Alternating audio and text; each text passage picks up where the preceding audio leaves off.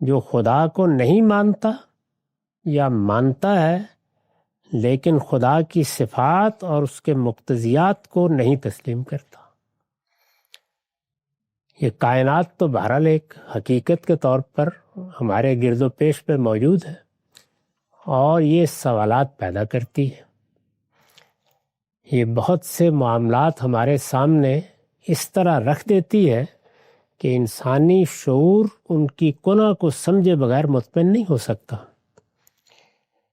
یہ آسمان و زمین بلکہ یہ پوری کائنات اس شخص کے لیے ایک عالم ظلمات اور اندھیر نگری ہے، یعنی اس میں پھر کوئی روشنی نہیں ہے۔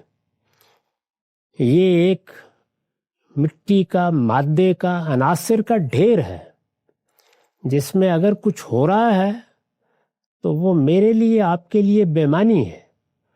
اس میں معنویت پیدا ہی اس وقت ہوتی ہے جب اس کی حقیقت کا معمہ حل ہو جاتا ہے۔ جو خدا کو نہیں مانتا یا مانتا ہے لیکن خدا کی صفات اور اس کے مقتضیات کو نہیں تسلیم کرتا۔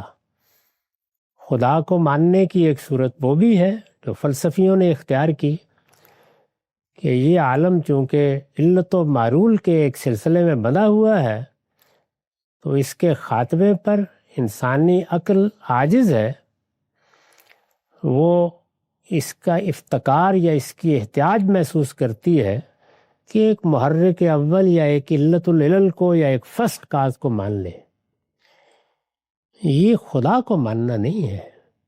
اس میں نہ خدا کی صفات زیر بحث ہیں اور نہ اس کو ماننے کے تقاضے زیر بحث ہیں۔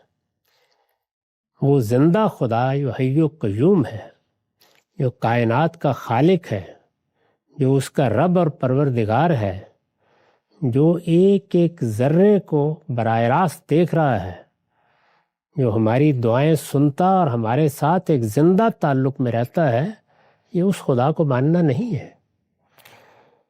چنانچہ انسان خدا کو نہیں مانتا یا اس طرح مانتا ہے تو یہ در حقیقت نہ ماننا ہے، اور اگر وہ اس طرح مانتا ہے تو پھر یہ عالم، یہ دنیا، یہ زمین و آسمان، یہ عالم ظلمات ہے، یہ محض اندھیر نگری ہے۔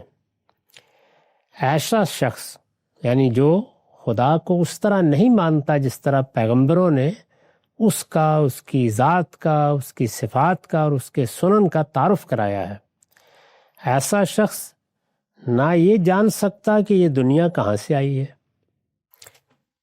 اور نہ یہ جان سکتا کہ اس کے وجود میں آنے کی غایت اور مقصد کیا ہے۔ یعنی دنیا کہاں سے آئی ہے، اس میں بھی سوائے اس کے کہ ایک ظلمت میں کھڑے ہو کر کیا سارائیاں کر لی جائیں، اس کے پاس کوئی روشنی نہیں ہوتی۔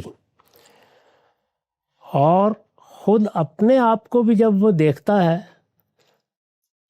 تو دیکھنے کو تو ایک جیتا جاگتا انسان ہے جس کے پاس عقل ہے، جس کے پاس حادثہ اخلاقی ہے، جس کے پاس ایک غیر معمولی حصے جمالیات ہے، لیکن یہ سب کس مقصد کے لیے ہے؟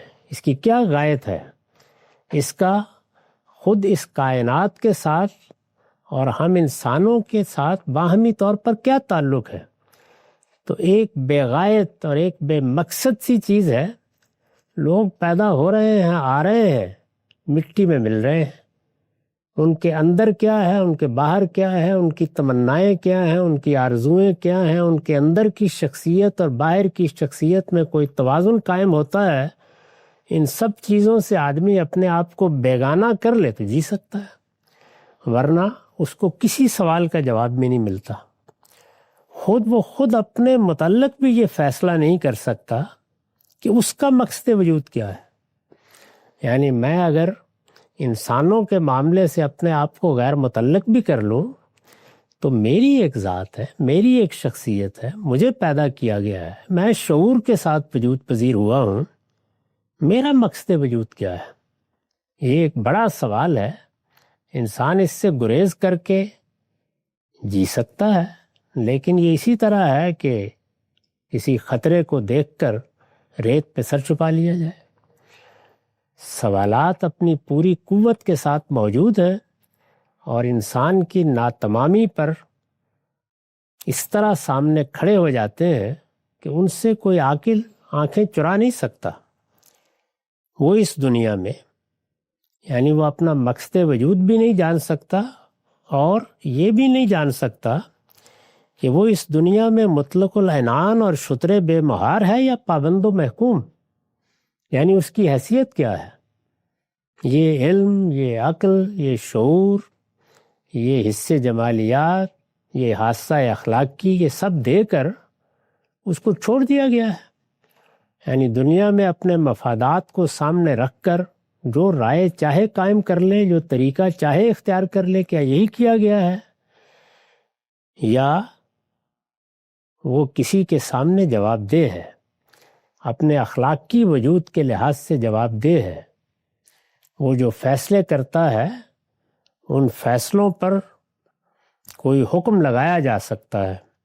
وہ اس دنیا میں مطلق العنان یعنی اس کو آزاد چھوڑا گیا ہے، اس کے لیے کوئی باغ نہیں ہے۔ بس جیسے بے مہار جنگل کے جانور پھر رہے ہوتے ہیں ایسے ہی ہے۔ اس دنیا میں مطلق العنان ہے اور شتر بے مہار ہے یا پابند و محکوم۔ وہ مسئول ہے یعنی جواب دہ ہے یا غیر مسئول۔ اس کے لیے کیا خیر ہے اور کیا شر، اس کے باطن میں بر و اسم اور خیر و شر کا حکم موجود ہے۔ وہ اس سے کسی حال میں اپنے دماغ کو فارغ نہیں کر سکتا، لیکن کیا اس کو یہ فیصلہ کرنا ہے تو کس لیے کرنا ہے، اور اگر کرنا ہے تو کس اصول پر کرنا ہے، اس کے لیے کیا خیر ہے اور کیا شر، اسے ظلم کی روش اختیار کرنی چاہیے یا عدل کی۔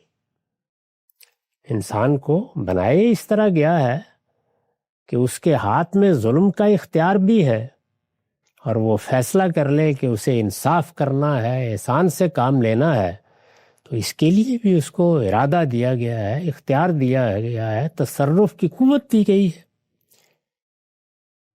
اسے ظلم کی روش اختیار کرنی چاہیے یا عدل کی، اسے مجرد اپنے مفاد اور خواہشوں کی پیروی کرنی چاہیے یا ان سے کسی بالاتر نصب العین کی، یعنی اس کے گرد و پیش میں اس کے باطن سے اٹھنے والی خواہشوں کی تکمیل کے لیے ایک دنیا موجود ہے۔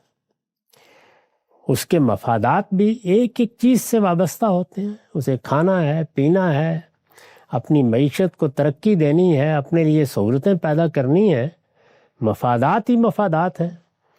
تو کیا اس کے لیے رہنمائی کا قاعدہ بھی یہی ہے کہ وہ اپنے مفادات کو دیکھے اور جو چیز اپنے مفاد کے مطابق پائے اس کو اختیار کر لے، یا اپنی خواہشوں کے ہاتھ میں اپنی باغ دے دے، یا ہے کوئی بالا تر نصب العین، کوئی بڑا مقصد جس کو سامنے رکھ کر اس کو فیصلے کرنے چاہیے؟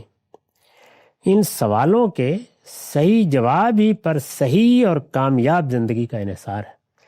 ان تمام سوالوں کو اگر سامنے رکھ لیجئے تو ان کا جواب اگر آدمی کو معلوم نہیں ہے تو پھر اس کی زندگی ایک جانور سے بھی بدتر زندگی ہے۔